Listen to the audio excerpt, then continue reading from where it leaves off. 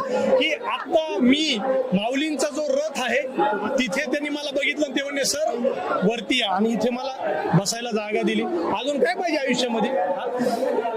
Sanjay Borge sir तुम्ही, हा संजय येणार तुमच्याकडे येणार.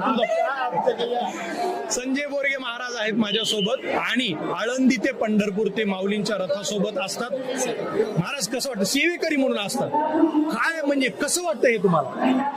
कैवल्य साम्राज्य चक्रवर्ती ज्ञानोबा माऊलींची, माझ्या आई वडिलांच्या पुण्याने, माझे वडील विठ्ठल आणि माझी आई रुक्मिणी यांच्या पुण्याने मी या माऊलींच्या रथाबरोबर आळंदी ते पंढरपूर बालपणापासून सेवेला आहे.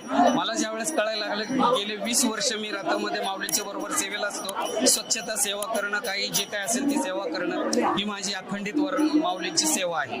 आणि माझं पूर्ण जीवन मी या माऊलींच्या चरणी सेवेसाठी मी रत केलेले. माझी पत्नी, माझा